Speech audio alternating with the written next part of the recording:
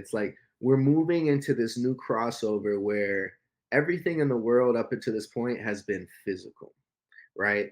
In order for me to make money, I needed to go harvest something out of the earth, and create this like physical thing. The internet, now we start having the ability to make money through digital assets, right? So it's like even just on a website, it's like nothing really physically got created. Like, yes, there's definitely, the computer components need to be made, but like it's actually very low cost, right? Making money on a website. When people started selling, that's when I was like, oh wow, like, And scalable. and scalable. Cause that was the first time in my life I was like, this is the future. Like everything is gonna change. Cause I think it was about 2001 or no, 2003. I started learning about eBooks and like it was like click funnels and all these people were making millions of dollars selling eBooks and I was just like I had a store at the time. I'm flying to New York. I'm flying to LA, to Vegas. I'm carrying shit. I'm like, yo, they're making money and they don't have to ship nothing. I'm like, that's the future. And ever since then, I went heavily into tech.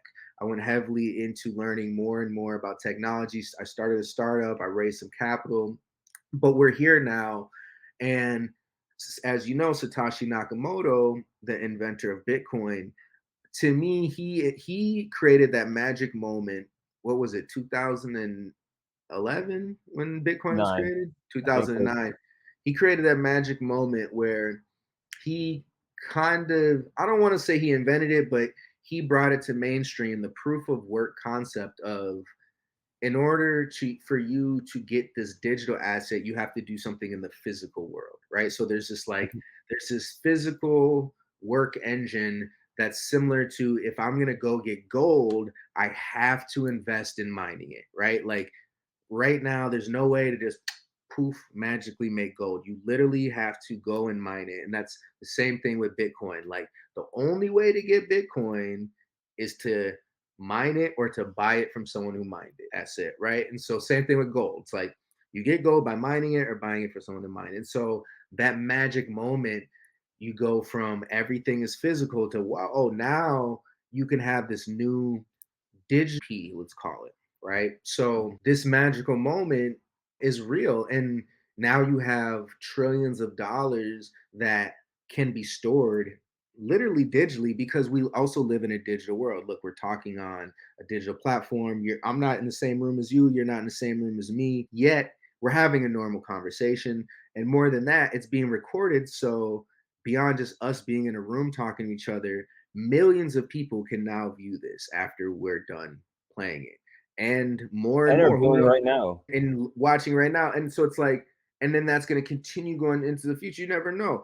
100 million people might watch this by the year 21, whatever, 100. You know what I'm saying? So it's just like, and that's also scalability, that's taking something that's physical, that turning it digital, and it makes it more and more scalable, right? We don't have to. Oh, I was just saying because the only cost is this moment of creating this piece of digital content, and the reach is now whoever watches it. So every person who watches it from an attention point, that is a scalable activity, although it only is one moment in time of creation. And then let's Yeah, not even talk about repurposing. Let's not even talk about being able to cut it, turn it into multiple assets. Now we're, reproducing, the moment into new assets and new moments and new scalability and new yes. impressions and all of that. Sorry to cut your flow.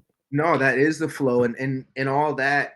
That's the digital world, right? And that also goes into cryptocurrency. So the same way that we can create this, same way you can create a Bitcoin, you can also chop it up, slice it up. You can create NFTs. You can break up those NFTs. You could have a whole community, 10,000 people who own one NFT. And so there's so many ways that now we are able to create value without having to just extract things out of the earth. And that's very, very, very important for mankind because we overconsumption is a thing. The ruining of the rainforest is a thing.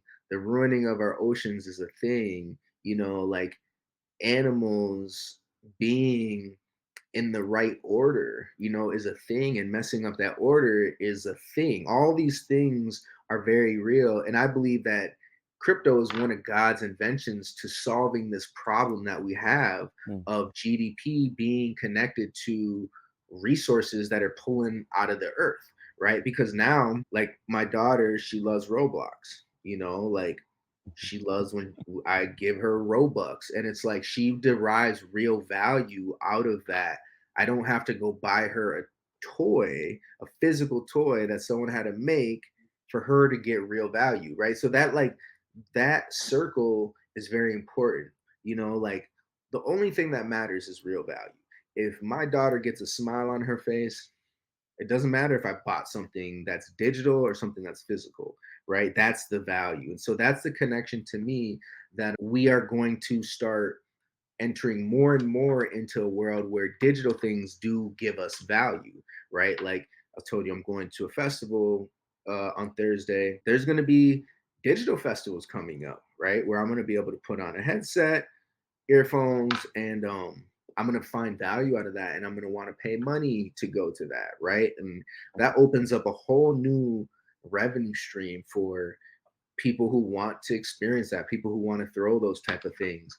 And so that's like a very, very small sliver of just like everything, of we already live in this digital world. So since we live in a digital world, we actually need digital currency to connect everything. That's like we actually need it, because we were already transacting so much online, right? And then you had things like PayPal, you have credit cards, but these are terrible solutions for what we really truly need, which sometimes it might even just be peer-to-peer value. It's like, hey, let me send you something that we both agree is valuable. It doesn't even have to be a specific currency. Let's just call it cloud coin. But it's literally it's so interesting. There's a couple things you mentioned in your overall thesis that directly connects to the current modern creative. One was the fractionalized ownership of an NFT, where you said 10,000 people can own one NFT. And then another thing that was very interesting was mentioning how, Robux from Roblox was something that your 9-year-old daughter is extremely interested in.